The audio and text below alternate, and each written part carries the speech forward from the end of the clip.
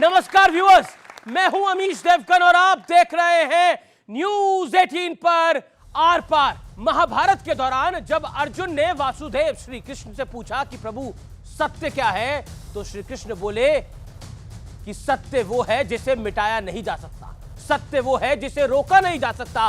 तो आज टीवी इतिहास के सबसे बड़े कार्यक्रम में बात होगी उन्हीं वासुदेव श्री कृष्ण की, जिनका जन्म मथुरा की पावन धरती पे हुआ और भगवान राम की जन्मस्थली अयोध्या की तरह मथुरा में भी एक विवाद दशकों से चल रहा है।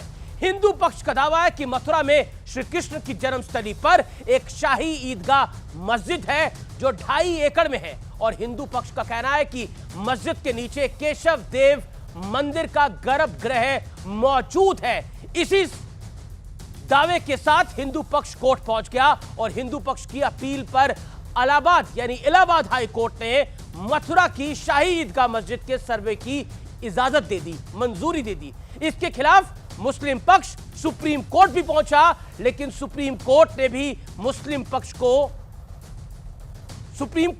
मुस्लिम पक्ष को खाली हाथ लौटना पड़ा। लेकिन इस बीच एक और बड़ा सहयोग हुआ।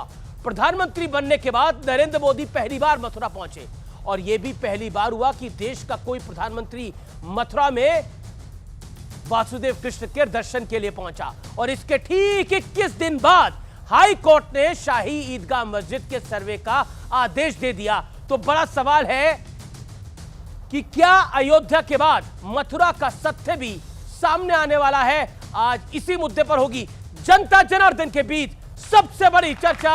अयोध्या तैयार, काशी और मथुरा इस बार। स्वागत है आपका आज के एडिशन में।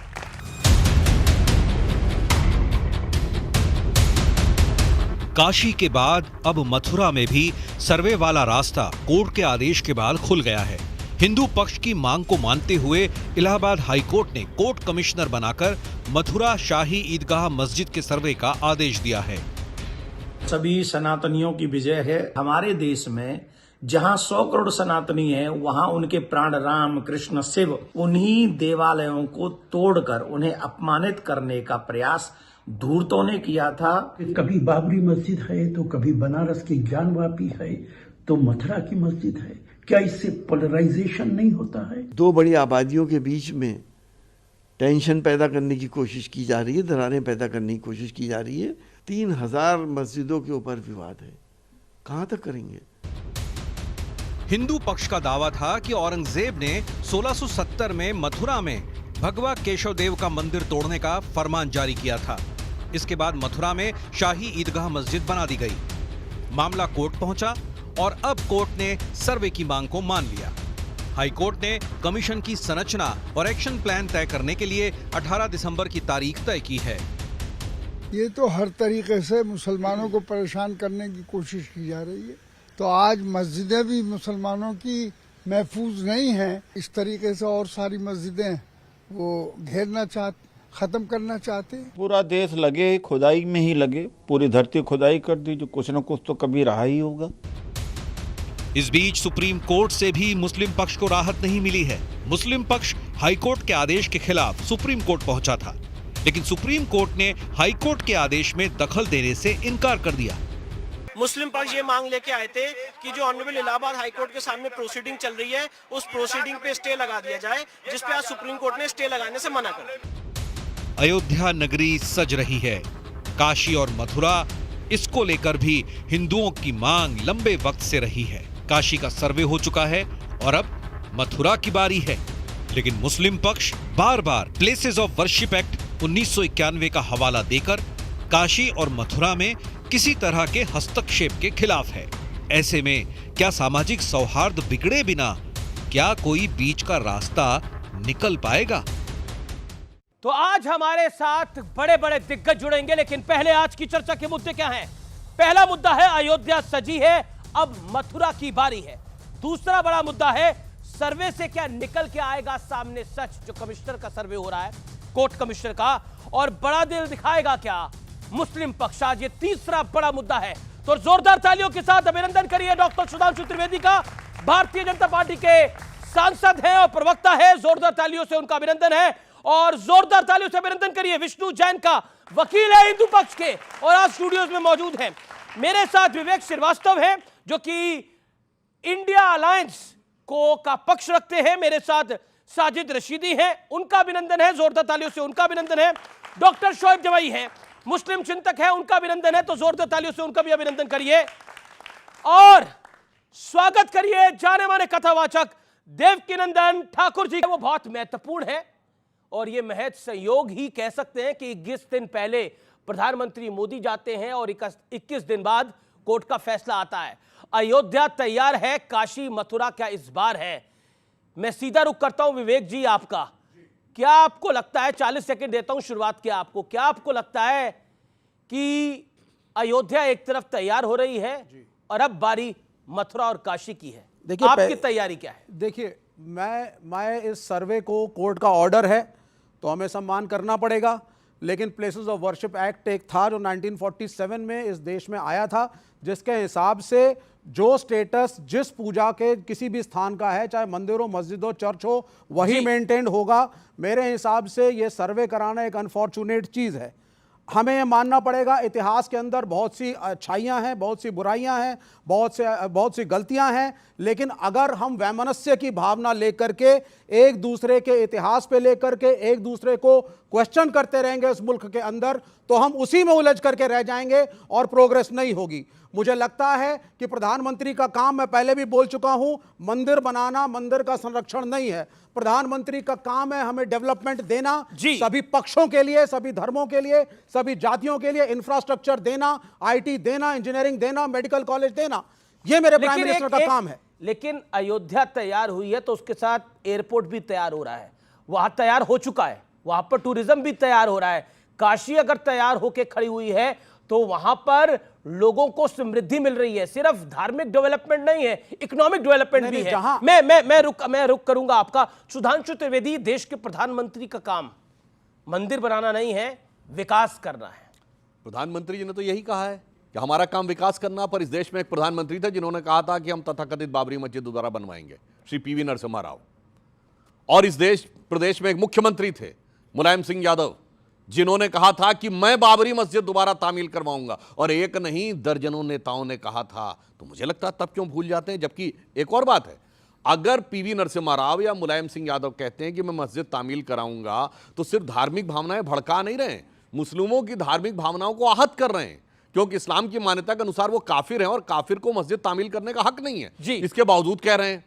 अब दूसरी बात कहता हूं, जो उन्होंने कही सही बात है, हमें इतिहास की चीजों से बाहर निकलना चाहिए। यही तो हम भी कहने की कोशिश कर रहे हैं। ये बताइए, आज आपने किसी क्रिश्चियन को देखा जो कहे कि चर्चिल ने, जिसने इतना अत्याचार किया था बंगाल फेमाइन के लिए, वो हमारा था, कॉर्नवालिस हमारा था, कर्जन हमारा था, जनरल डायर हमारा था? नहीं कहता ना। इसीलिए तो मैं कह रहा हूं मुसलमानों से कि निकल आओ भाई उस मानसिकता से बाहर। क्यों तुम ये मानते हो औरंगजेब हमारा था? क्या लेना देना तुम्हारा बाबर से? इस्लाम अमरे रसूल है, अमरे बादशाहत नहीं। इसीलिए जो इनकी बात है, बिल्कुल सही कह रहा हूं, ये एक बहुत बड़ा मनोरोग है जो चिपका दिया गया है मुसलमानों में कि मुगल बादशाह, तुगलक, बाबर, और ये आजादी के बाद से कि वो जो कर रहे थे वो हमारा था। और यहां पे मैं एक और बात कह दूं, कृष्ण भगवान से तो मुस्लिम कवियों का ऐसा वो रहा है कि हजरत वलीउल्लाह ने ये तक बोला है कि आज होली खेलूंगी मैं रसिया कह बिस्मिल्लाह। उन्होंने आगे बोला, अरबी का वर्ड है, अलस्तु बि रबिकम प्रीतम बोले, सब सखियों ने घूंघट खोले, और नाम नबी की रतन चढ़ी और बूंद पड़ी अल्लाह अल्लाह। आज होली खेलूंगी मैं कह बिस्मिल्लाह। जनाब, कम से कम उससे जोड़ो भाई, औरंगजेब से क्यों जोड़ने लगते हो? ये मेरी समझ से बाहर। औरंगजेब से क्यों जोड़ने लगते हो? मैं आता हूं आपके पास रशीदी साहब। औरंगजेब से क्यों जोड़ने लगते हैं, बाबर से क्यों जोड़ने लगते हैं? अगर रिश्ता जोड़ना ही है तो अब्दुल कलाम से जोड़िए, रिश्ता जोड़ना ही है तो बाकी किसी से जोड़िए। रिश्ता क्यों जोड़ना है ऐसे लोगों से? देखिए, मुसलमान ने कभी रिश्ता बाबर से नहीं जोड़ा, मुसलमान का रिश्ता बाबर से इन्होंने जोड़ा। बाबर की तस्बीह ये पढ़ते, हम तो कभी नाम भी नहीं लेते बाबर का, हम नहीं नाम लेते। औरंगजेब की तस्बीह भी यही पढ़ रहे हैं, हमने औरंगजेब की तस्बीह नहीं पढ़ी। एक बादशाह था, आया और चला गया, और बादशाहों का काम उस वक्त में, ये हिस्ट्री और तारीख़ में दर्ज है, पब्लिक डोमेन में मौजूद है, उन बादशाहों ने मजहब के नाम पर कुछ नहीं किया, अच्छा, धर्म के नाम पर कुछ नहीं किया जी। उन्होंने अपनी सल्तनत को बढ़ाने के लिए, अपने आप को ज्यादा बड़ा दिखाने के लिए जो भी आक्रमण किए, जहां भी, ये औरंगजेब के जो मंदिर तोड़वाने की जो सच्चाई है, आप इसको हिस्ट्री में पढ़िए। सच्चाई ये है, पहले जो बादशाह होते थे, जब भी उनके खिलाफ, आप कह रहे हैं औरंगजेब ने कोई मंदिर नहीं तोड़वाया था? अरे सुन तो लो, मैं पूछ रहा हूं आपसे। सुन तो हाँ, लो। सुन ही रहा हूं आपको, 1.5 मिनट सुना आपको, सवाल पूछ रहा हूं। बीच में नहीं बोला, 1.5 मिनट बाद बोला। मैं बता रहा हूं, हाँ बताइए, सुन तो लीजिए। औरंगजेब ने मंदिर तोड़वाया कि नहीं तोड़वाया? अरे भाई साहब सुन तो लीजिए, मेरे बीच में तो जरूर बोलना है आपको, मुझे पता है। जब जब बादशाहों ने अपने खिलाफ बगावत देखी, कहीं से भी देखी, वहां आक्रमण किया। ये सारे बादशाहों की तारीख है। राठौरों ने उनके खिलाफ बगावत की तो उनके मंदिर तोड़वाई, सिसोदियों ने उनके खिलाफ बगावत की तो उनके मंदिर तोड़वाए, जाटों ने उनके खिलाफ बगावत की तो उन्होंने, ये बादशाहों का रवैया था, मजहब के नाम पर नहीं किया उन्होंने। लेकिन बहुत सारे मंदिर ऐसे भी हैं, सुधांशु जी इसको इंडोर्स करेंगे, कि जहां उन्होंने जागीरें दी। जंगमबाड़ी एक जगह है बनारस में, सवाल पूछा, आप अपनी बात को 3 मिनट से रख रहे हैं। मैंने जो सवाल पूछा उसका भी जवाब दीजिए ना कृपया करके। मैंने सवाल पूछा, औरंगजेब ने मंदिर तोड़वाया कि नहीं तोड़वाया? अभी मैंने क्या बोला, राम कथा सुनाई दी सारी। चलिए राम कथा का जवाब सुना रहे हैं। सारी तो राम कथा इन्होंने कहा सारे बादशाह तोड़वाते थे। नहीं, मैं कह रहा तोड़ा कि केशव देव मंदिर तोड़ा कि नहीं तोड़ा? भाई साहब मैंने बोला ना कि जहां जहां बगावत हुई उन्होंने आक्रमण किए, सब बादशाहों ने किए, सब बादशाहों ने किए। तो फिर मतलब जो उस समय गलती करी थी वो गलती सुधारी जा सकती है। 6 हिजरी जो को गलती जो औरंगजेब ने उस समय गलती करी थी वो गलती आप सुधारी जा सकती है। अच्छा, सन 6 हिजरी में सुनिए, अगर औरंगजेब ने, चलिए मैं मान लेता हूं औरंगजेब ने गलती की है जी, तो उसकी सजा क्या मुझे मिलेगी? साजिद रशीदी आपको कैसे मिल रही है सजा? मुसलमानों को आज जलाया जा रहा है। जोड़ दिया मुसलमानों से औरंगजेब को। मुसलमानों को चिढ़ाया जा रहा है। मतलब है दिल की आरज़ू जुबां पे आ गई। जी जी, मैं एक मुसलमानों को चिढ़ाया जा रहा है। नहीं, ना इसमें चिढ़ाने की बात है, ना डराने की बात है, कुछ बातें फैक्चुअल है। और मैं फैक्ट 30 सेकंड, अगर कोर्ट में कोई मामला सब जुडिस है, उसका अहम बिंदु यह है कि जब तक कोई आदमी कोर्ट में मुजरिम साबित नहीं हो जाता, उसको मुजरिम नहीं कहा जाता। तो जब तक कोर्ट ये फैसला न दे दे कि ये काशी है, कौन मान रहा है? मैं तो आपकी राय पूछ रहा हूं। आपको मुजरिम कौन मान रहा है? मैं आपकी राय पूछ रहा हूं। देखो, आपने आधी सुनी नहीं और सवाल कर दिया। मैंने पूरी सुनी, मैंने और पूरी कही, और अब पूरी कहूंगा। पूरी कहानी अब आप सुनिए, क्योंकि आपने बोला राम कथा, लेकिन मैं आपको राम कथा नहीं बताता, मैं आपको औरंगजेब के जो किताब मसीरे आलमगीरी में लिखा हुआ है वो बताता हूं।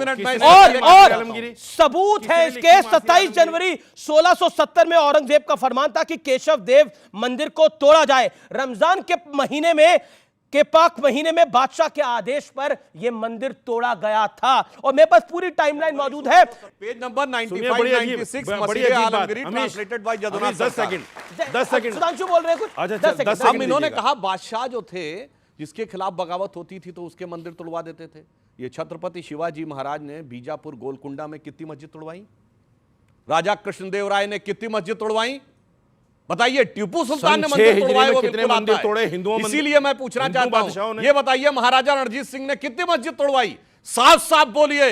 एक ही मजहब के लोग तोड़वाने में विश्वास रखते थे, हम तोड़ने में विश्वास नहीं रखते थे, हम सबको जोड़ने में विश्वास रखते थे। इसीलिए शिवाजी नहीं होती तो काशी क्या होती आज? एक लाइन मैं पूरी पंक्ति बता देता हूं जो मैं पहले भी बोल चुका हूं। अटल जी ने अपनी कविता लिखी थी, हिंदू तनमन हिंदू जीवन रग रग हिंदू मेरा परिचय। उसकी लाइन थी, होकर स्वतंत्र मैंने कब चाहा मैं कर लूं जग को गुलाम, मैंने तो सदा सिखाया है करना अपने मन को गुलाम। गोपाल राम के नामों पर कब मैंने अत्याचार किया, कब दुनिया को हिंदू करने घर घर में नरसंहार किया, कोई बतलाए। काबुल में जाकर कितनी मस्जिद तोड़ी, भूभाग नहीं शत शत मानव के हृदय जीतने का निश्चय, हिंदू तनमन हिंदू जीवन रग रग हिंदू मेरा परिचय। इसलिए तुलना समाज जी 20 सेकंड आपका देन 20 सेकंड। जी जी जी देखिए, आप 6ठी सदी को पढ़ लीजिए।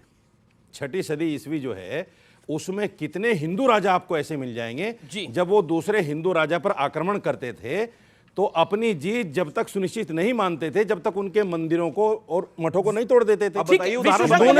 कहां लिखा है? विष्णु शंकर जैन और उनके पूज्य पिताजी बहुत बड़ा काम कर रहे हैं, बहुत बड़ा काम कर रहे हैं। यह सामान्य लड़ाई नहीं है जो यह परिवार लड़ रहा है। शायद हिंदू पक्ष का भार यह जैन परिवार अपने कंधों पे लेकर लड़ रहा है। तो आपसे मेरा स्पष्ट सवाल है, और उल्लेखनीय बात यह जैन है, ये भी माइनॉरिटी है जी, और ये सबसे ज्यादा कंट्रीब्यूट करने वाली माइनॉरिटी है, सबसे ज्यादा इनकम टैक्स देने वाली माइनॉरिटी है। और इनकी तरह नहीं। अरे अगर किसानों अगर ने हक चाहिए। अगर देश भर के जैन अपना पैसा इकट्ठा कर ले तो पाकिस्तान की जीडीपी निकल आएगी। सच तो ये है, जबकि ये सच्चाई बता रहा हूं मैं इनकी कोई रियासत नहीं थी। ये सुल्तान आलम, हुजूर नवाब, जूनागढ़ के नवाब, भोपाल के नवाब थे, आज कहते हैं कुछ नहीं रह गया। इनसे सीखो मेरे भाई कि कैसे कंस्ट्रक्टिव आगे बढ़ा जाता है। विष्णु शंकर जैन, सच क्या है? देखिए सच ये है, मैं आपको एक बात कह देता हूं, और जो बात मुझे आज यहाँ पे लगी, यहाँ पे रशीदी जी ने कहा कि जिसने जिसने बगावत की उनकी मंदिर तोड़वा दी गई।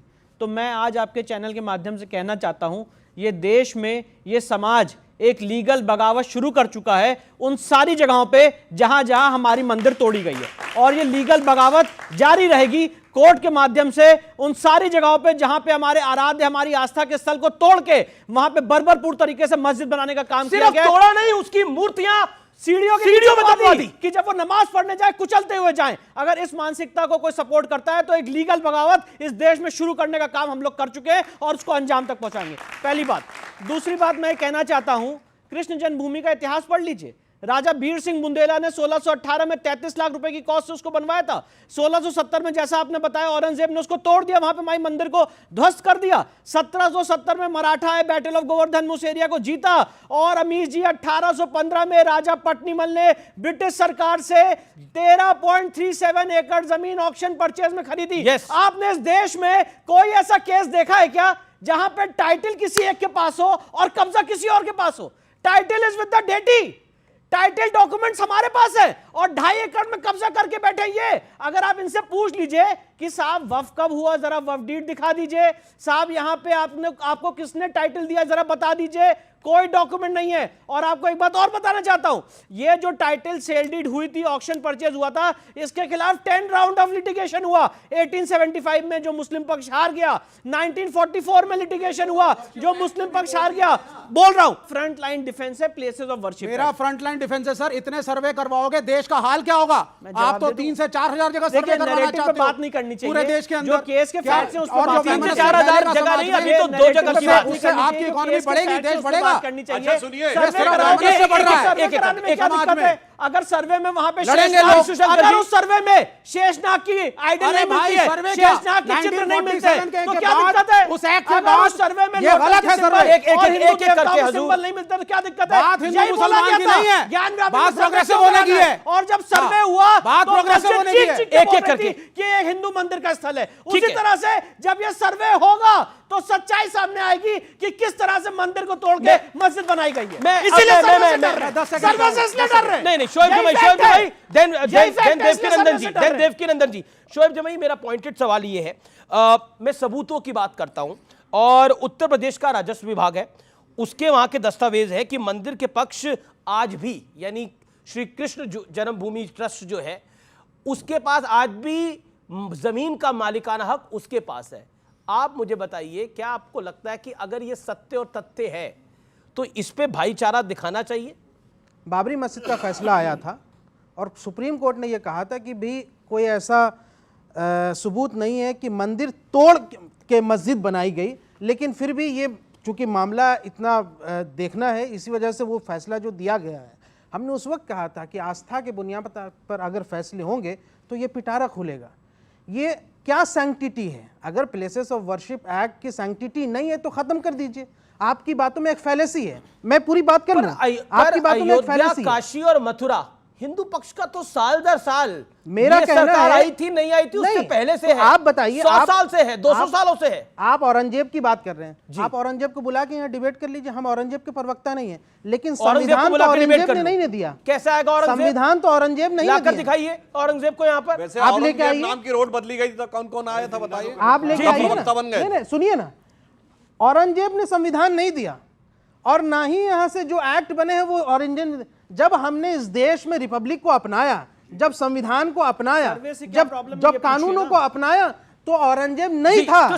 तो हमने क्यों अपनाया? हमने इसलिए अपनाया कि पीसफुल कोएग्जिस्टेंस के लिए अपनाया। कोएग्जिस्टेंस के लिए वो कह रहे हैं पीसफुल कोएग्जिस्टेंस को डिस्टर्ब करने के लिए कानून की सैंक्टिटी को खत्म करके अगर आप कुछ बातें मनवाना चाहते हैं तो ये तो आपकी हट धर्मिता, आप जो चाहे कर सकते हैं, लेकिन सवाल तो यही जायज रहेगा कि जिस कानून का आपको पास नहीं है तो उस कानून को पार्लियामेंट में रद्द करके फेंक दीजिए। बात खत्म। वो कह रहे हैं कि यहाँ से ओके, इनका एक पॉइंटेड बात है कि इसमें भाईचारा समाप्त बताइए होगा ना। अगर ऐसा होगा। देवकीनंदन जी, एक सेकंड देवकीनंदन जी बोलेंगे, भाईचारा समाप्त होगा। देवकीनंदन जी, और आपने तो खुद एक टाइटल सूट डाला हुआ है भाई।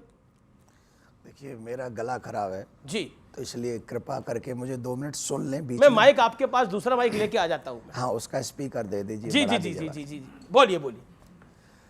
आप सभी को एक बात बता देता हूं,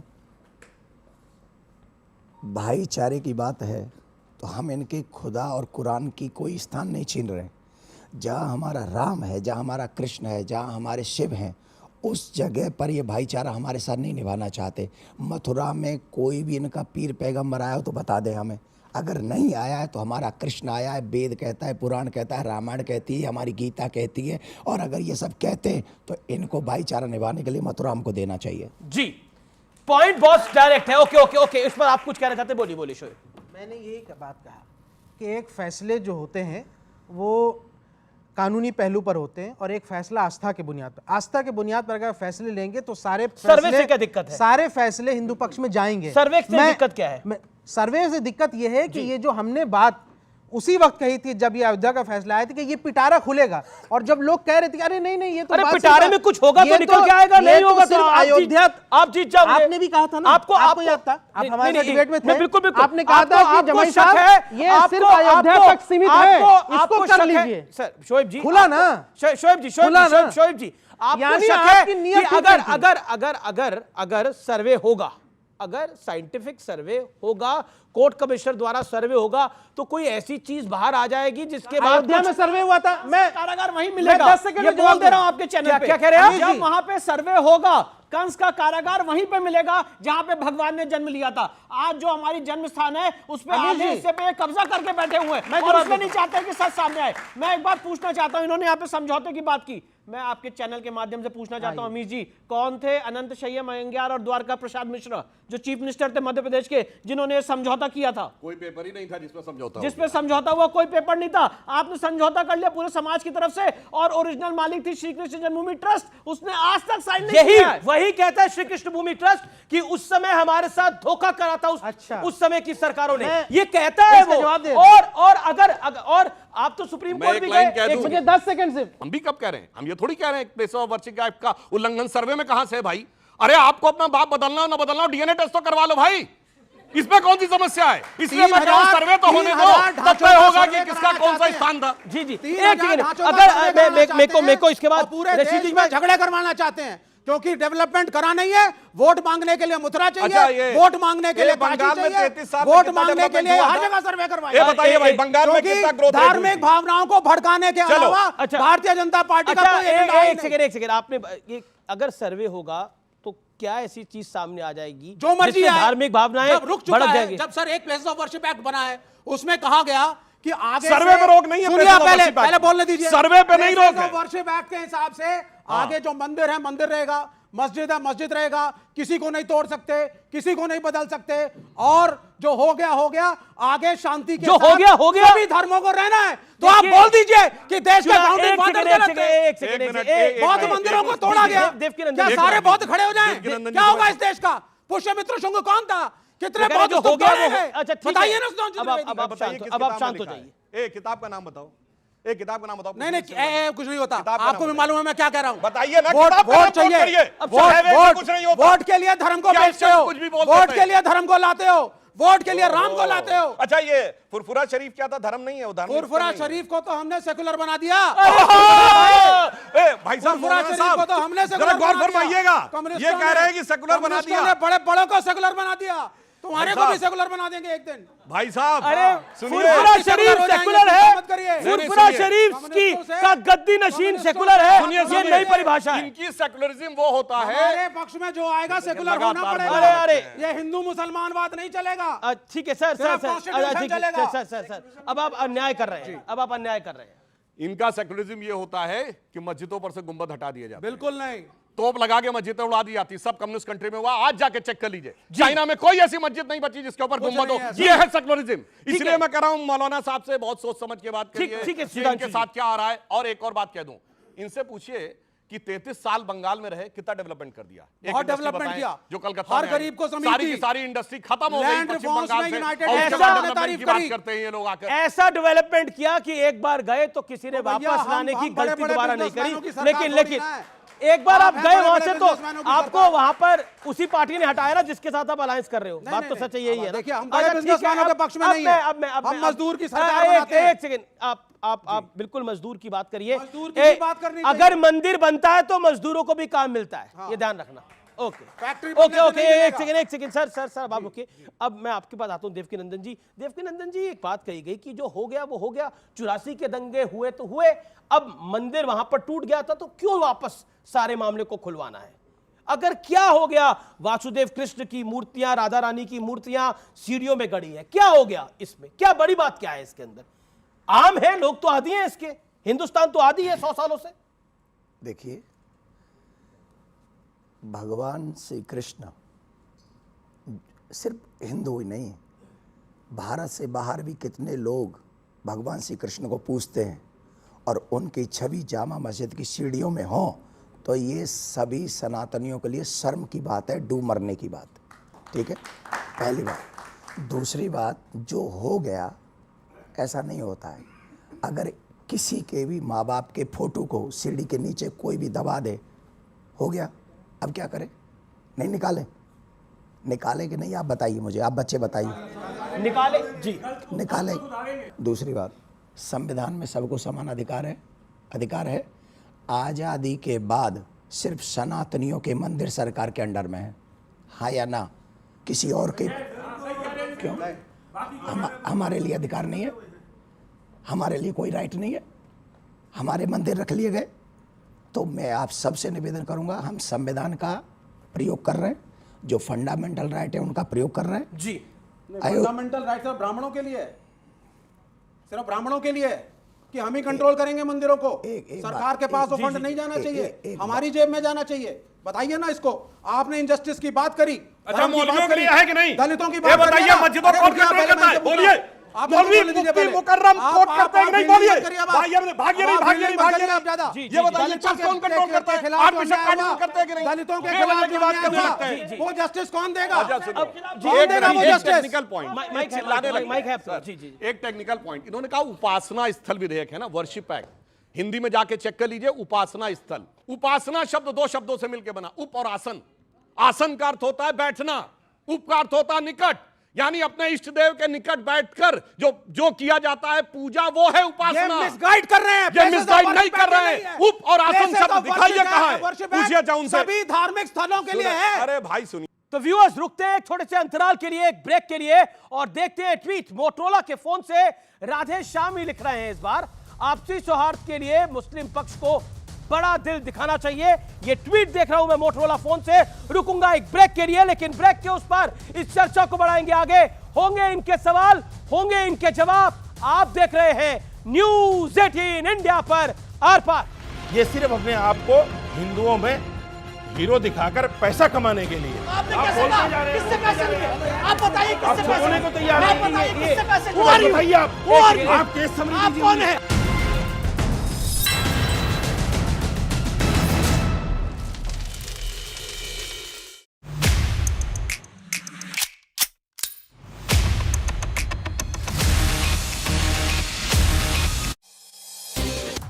संसद भवन में राज्यसभा में विपक्ष के नेता मल्लिकार्जुन खड़गे के ऑफिस में विपक्ष की बैठक हुई। सांसदों के निष्कासन पर सांसद प्रियंका चतुर्वेदी ने सरकार पर निशाना साधा। कहा, सरकार राजनीति कर रही है, वो जवाब देने से भाग रही है और सांसदों को सस्पेंड कर रही है। संसद सुरक्षा चूक मामले में संजय राउत ने कहा, सदन में क्या हुआ इस पर हम गृह मंत्री से जानना चाहते हैं। लोकसभा राज्यसभा सांसद चर्चा करना चाहते हैं।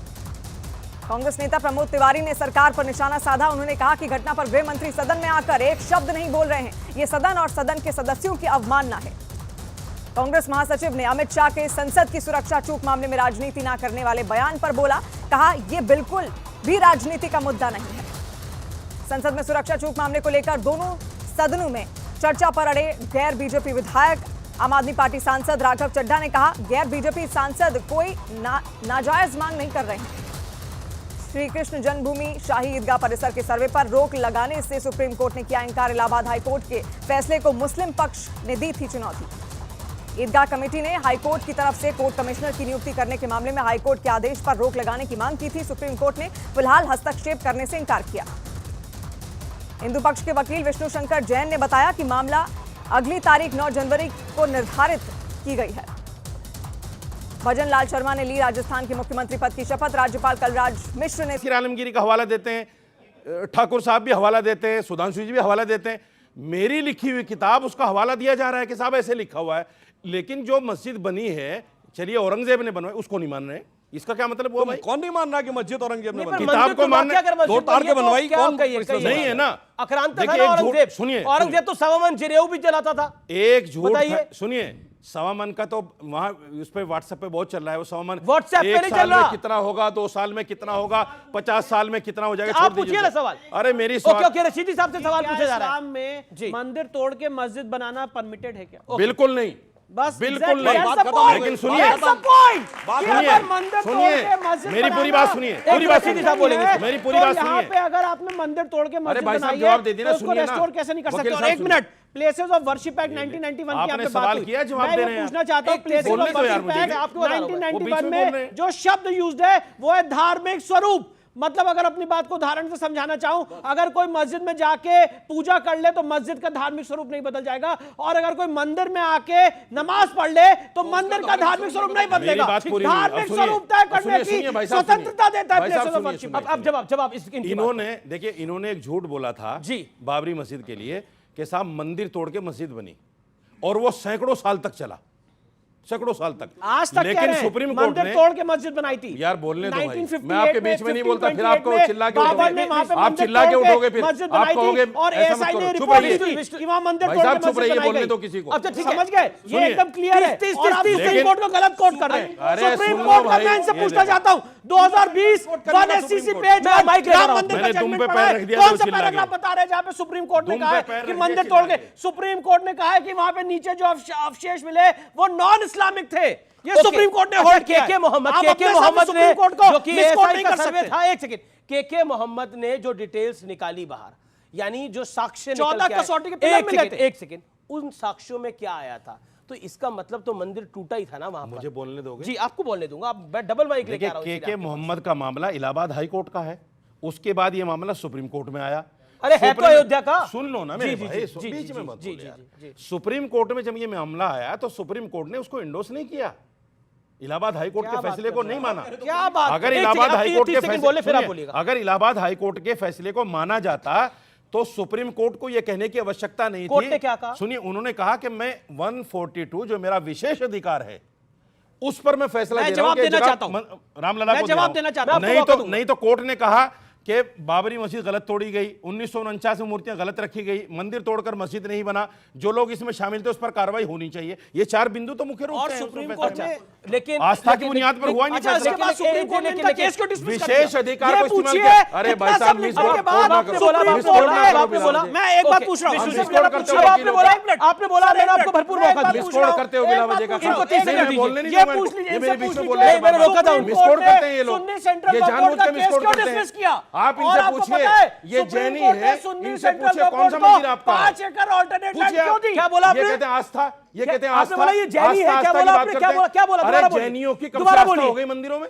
हमारी आस्था बताइए, बताइए, सुनिए, भगवान राम के मंदिर में कब से आस्था हो गई? भगवान राम के मंदिर में कब से आस्था हो गई? क्या बोला आपने? दोबारा भैरवी की पूजा होती है। रणकपुर के जैन मंदिर को भी औरंगजेब ने तोड़ा था। भैरव भैरवी की पूजा होती है जैन मंदिर में। हिंदू धर्म का अभिनव है। एक सेकंड, जैन हिंदू धर्म का अभिनव है। कह रहे उनका सवाल है, एक सेकंड, उनका सवाल है लेने के लिए आपने बोला जैनियों की भगवान राम में आस्था कैसे हो गई? पूछिए, भगवान राम से आस्था कैसे हो गई? हिंदू धर्म, भैया इनको पूछिए। इन्होंने तो भाई साहब आपके मंदिर अलग क्यों हैं? आपके मंदिर अलग क्यों हैं? कृष्ण के कजन ब्रदर थे।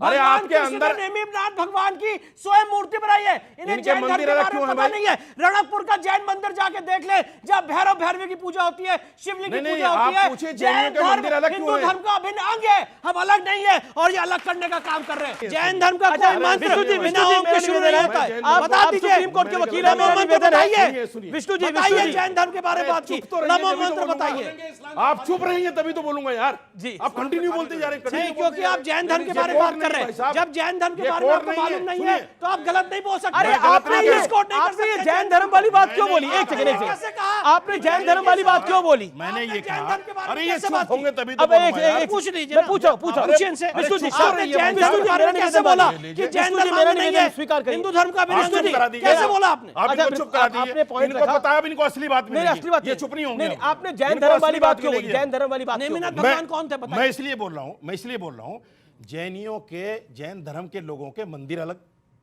कोई मैं अलग नहीं इसलिए है। पूछ रहा हूँ नहीं, कि इनकी आस्था राम जी के मंदिर में कब से जाग गई, कृष्ण जी के आपको इतिहास ही नहीं उसमें पता, कब मैं से यही जाग तो गई? बात बोल रहा हूँ। इसलिए एक पूछ सेकंड, रहा हूँ। 30 सेकंड दीजिए। ये सिर्फ प्रिविलेज लेने के लिए, ये सिर्फ अपने आप को हिंदुओं में हीरो दिखाकर पैसा कमाने के लिए, ये गलत, ये सब नहीं, बिल्कुल नहीं। आपकी बात आप एक इनसे बात पूछिए, कहना चाहता हूं अमीश आप जी। इनसे Let's पूछिए। अमीश जी, 2000 अमीश जी मुझे बोलने दीजिए। अमीश जी मुझे इन्होंने क्या बोला? विष्णु जी। हिंदुओं को पैसा कमाने के लिए पूरे इंडिया में चैलेंज कर रहा हूं, कोई आदमी बताए जिसने मुझे पैसा दिया उस काम के लिए। गारंटी के साथ कहता हूं, कोई आदमी मेरे को पता है किसने पैसा दिया ये काम करने के लिए। 1 रुपए किसी आदमी से नहीं लिया, ये चैलेंज है मेरा। और दूसरी बात कहना चाहता हूं, लड़ा गया है और मैं क्योंकि कांग्रेस के नेताओं ने कहा था वकील के रूप में उनका क्लाइंट जो पैसा देगा उसके साथ खड़े होंगे। ये उनका ऑन रिकॉर्ड बयान है कपिल सिब्बल और वगैरह सर का। यहाँ पे कोई पैसे पे बिकने वाले लोग नहीं बैठे हुए हैं। अरे इसके अलावा कुछ है? अरे ठीक है, ठीक है। आपके पास कुछ नहीं है तो आप क्यों बैठे हैं? बेकार की बात कर रहे हैं। देखिए मैं आपको आप चुप रहिए, आप चुप रहिए। आप मेरे धर्म के ऊपर और मेरे प्रोफेशन के ऊपर ऐसे कमेंट नहीं कर सकते। ये पर्सनल टिप्पणी थी, नहीं ये पर्सनल टिप्पणी थी। डिफेमेटरी बात आप नहीं कर सकते। आप कैसे कह सकते मैंने पैसे लिए? आपने कैसे कहा? किससे पैसे लिए? आप बताइए किससे पैसे लिए? को तैयार आप बताइए किससे पैसे लिए? आप अपने शब्द वापस लीजिए। देखिए 2014 से पहले कितने केस थे आपके पास? अच्छा ठीक है, ठीक है, एक सेकंड। 2014 से पहले कितने केस थे आपके पास? कितने केस थे आपके पास 2014 से पहले? इस पे How can you say- how can you talk about 2014 से पहले education? कितने आप केस अपनी थे सीट पे आपके बैठिए, पास? अपनी सीट पे Who are बैठिए। you? बताइए आप। Who are you? आप केस समरी आप दीजिए कौन मुझे। है? अरे कितने केस थे मैं आपके पास? मानता हूँ, सकते हैं पैसे आपको लिए। आपको मुझे आपके पता पास है। कोई तथ्य नहीं है, कोई फैक्ट आपको नहीं। जानते हम नहीं। आपको नहीं जानते। आप बजे की बातें आपको करते हैं देखिए, यार। आप हम आप जानते नहीं। यहाँ पे लांछन लगा रहे 2014 से पहले हैं, एक भी झूठे केस नहीं बातें था कर आपके रहे हैं पास। बिना कोई अच्छा फैक्ट एक बात बताइए, जब से आपने मंदिरों के केस आप लड़े, एक जब सेकंड से केस लड़े, मैं सब आप बातें आपने कर रहे हैं। उनका पहले एक भी आपने केस नहीं था एक आपके सेकंड पास। आप हम जानते थे एक आपको सेकंड आपको शांत होइए, गलत बोल रहे हैं बाबा जी की बात नहीं, कर रहे एक second Vishnu ji, Who are you to decide? पहले इनको कौन बुलाता था सच टीवी बात पे? बुरी लगती है। ये जब से आगे खड़े हो सच गए बात स्वयं बुरी मौलाना लगती है। बन के बताइए और नहीं मौलाना थे। 10 साल पहले का नहीं दिखाइए कोई मौलाना वीडियो थे। जब आपको कोई जिन्होंने बुलाता कहा हो। था राम मंदिर अब एक तोड़ बात और देंगे। कहता हूं। ओके विष्णु जी, मैं माफी मांगता हूं आपसे, आप पे पर्सनल अटैक हुआ। आप अपने कर्म को कर रहे हैं जो आपका धर्म सिखाता है, तो आप अपने कर्म को कर रहे हैं जो आपका धर्म सिखाता है। देवकीनंदन जी, आप सबसे वरिष्ठ हैं यहाँ पर, मैं जानना चाहता हूं आपसे। देखिए श्रीमद् भागवत कथा के अनुसार ऋषभदेव भगवान 24 अवतारों में से एक हैं और ऋषभदेव भगवान ने ही जैन धर्म प्रारंभ किया है। और मैं सभी सनातनियों से एक बात कहूँगा, हरिशंकर जैन और विष्णु जैन का हम सब सनातनियों को ऋणी होना चाहिए जिन्होंने ये सनातन के लिए लड़ाई लड़ी है। और राम मंदिर के बाद मथुरा में मंदिर बनेगा। कृष्ण जन्मभूमि हमारी थी, हमारी है, हमारी रहेगी संविधान के अनुसार। जब योगी आदित्यनाथ के सामने एक गीत गाया गया, अयोध्या बना दी है, काशी भी बनाएंगे, मथुरा बनाएंगे, तो उन्होंने क्या कहा था? पहले वो गीत सुनिए और फिर योगी आदित्यनाथ का रिएक्शन सुनिए। योद्धा भी सजा दी है, काशी भी सजा दी है, योद्धा भी सजा दी है, काशी भी सजा दी है। घनश्याम कृपा कर दो, घनश्याम कृपा कर दो, मथुरा भी सजाएंगे। घनश्याम कृपा कर दो, मथुरा भी सजाएंगे। मथुरा का जब जिक्र आया, चाहे आप हो चाहे बीजेपी के अन्य नेता हो, आप कह रहे हैं कि हमने काशी भी बना दी है, अयोध्या भी बना दी है, अब हम मथुरा भी बनाएंगे। क्यों नहीं बनाएंगे? अब हम मथुरा भी बनाएंगे। तो क्यों नहीं कहते हैं कि बनाएंगे? ये पोलराइजेशन करने की तैयारी। जिसमें दम होगा वही बनाएगा, जिसमें दम होगा वही मथुरा को ही बनाएगा। और हम में दम है, हमने अयोध्या में जन भावनाओं के अनुरूप भगवान राम का भव्य मंदिर बना दिया। जी शोएब जमई, देखिए उत्तर प्रदेश सूबे के मुख्यमंत्री हैं योगी आदित्यनाथ जी। वो कहते हैं कि जिसमें दम होगा वो बनाएगा, और साक्ष्य होंगे तो कोर्ट आदेश भी देगा। तो साक्ष्यों की अगर जांच होगी भारत के संविधान पे तो आपको भरोसा है ही, मुझे पूर्ण विश्वास है कि आपको भरोसा होगा। तो जब सर्वे हो जाएगा, अगर विष्णु शंकर जैन की दलील हल्की निकलेगी, उस दलील में दम नहीं निकलेगा, तो मुस्लिम पक्ष जीत जाएगा। अगर मुस्लिम पक्ष की दलील में दम नहीं निकलेगा तो हिंदू पक्ष जीत जाएगा। यानी कुल मिलाकर जीतेगा तो भारत का संविधान ही। अयोध्या के राम मंदिर में भी भारत का संविधान ही अल्टीमेटली जीता, कोई और नहीं जीता।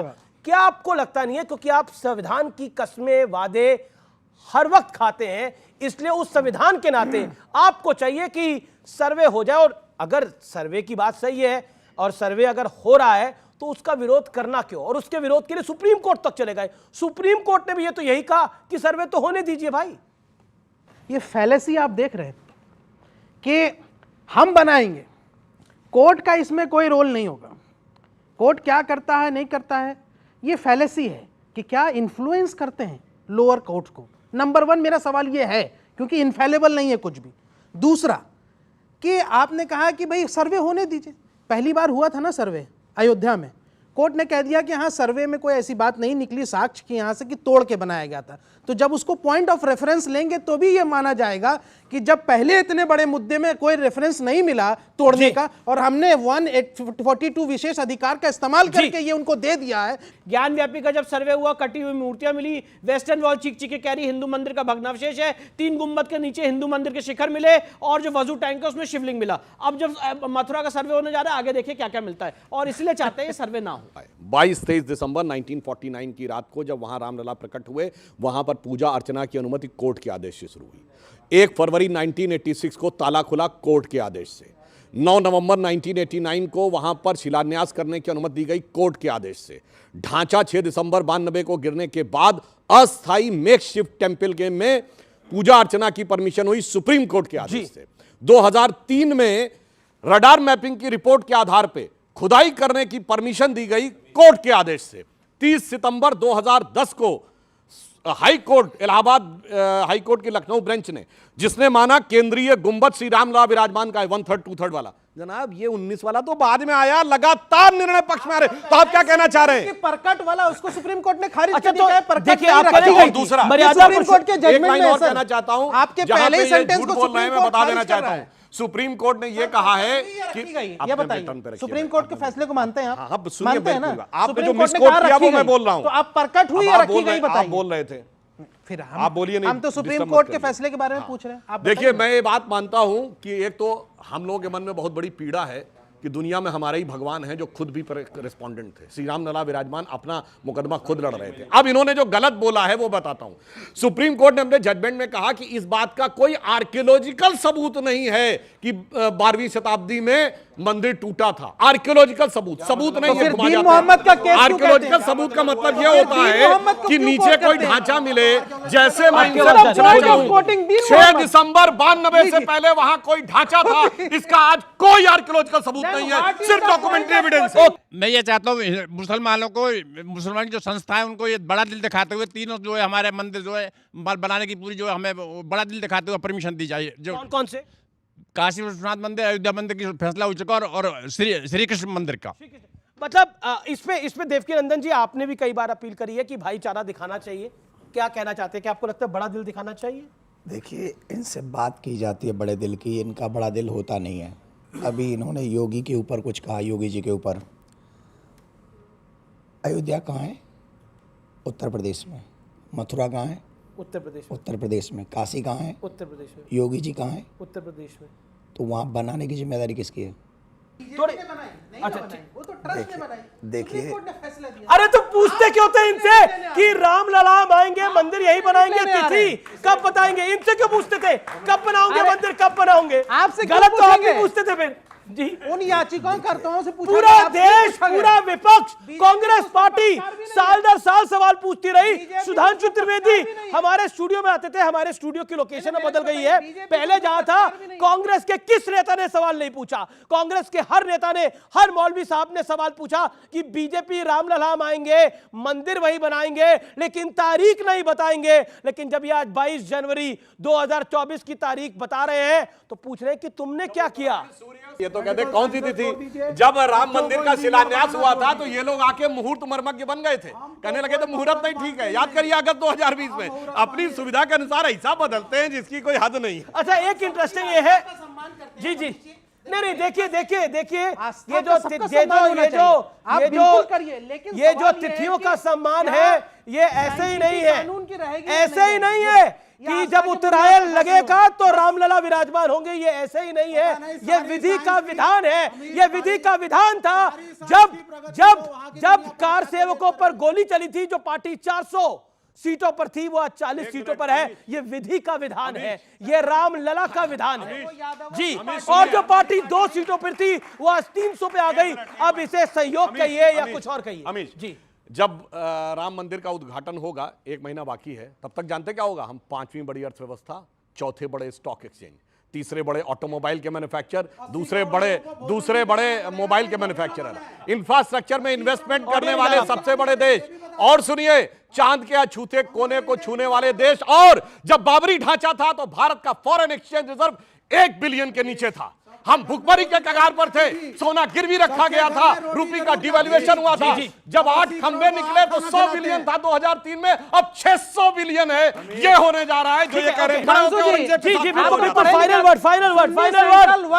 रशीदी साहब, बड़ा दिल दिखाना चाहिए, मुसलमानों को बड़ा दिल दिखाना चाहिए, भाईचारा दिखाना चाहिए।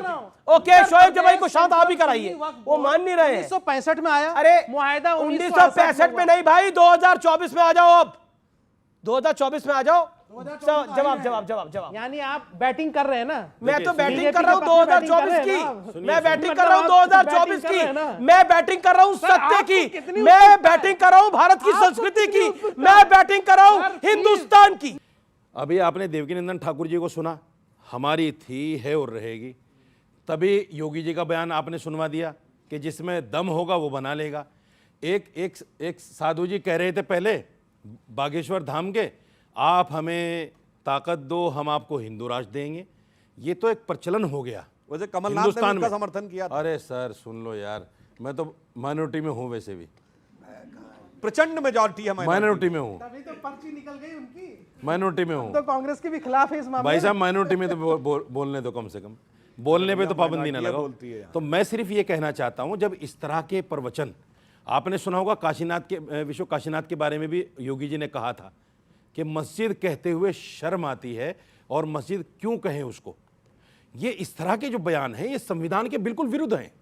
संविधान नहीं कहता कि एक जो आदमी संविधान की शपथ लेकर ऐसी अच्छी जगह पर बैठे, वो हिंदू की या मुसलमान की, इस तरह की मस्जिद मंदिर की बात करे। संविधान नहीं कहता इस बात को। आप कह रहे संविधान ये नहीं कहता। सुधांशु, देवकीनंदन जी आप अपनी बात को रखिए। सनातन को कैंसर कहने वाले कौन है? सनातन को HIV कहने वाले कौन लोग हैं? इंडिया अलायंस के नेता। राम को काल्पनिक कहने वाले लोग कौन हैं? कांग्रेस। ये लोग इस संविधान का सम्मान नहीं करते। शुक्रिया। समय यहां समाप्त हो रहा है। फिलहाल आर पार के एडिशन को यही समाप्त करते हैं। उम्मीद है आज का कार्यक्रम आपको जरूर पसंद आया होगा। नमस्कार, जय हिंद, वंदे मातरम।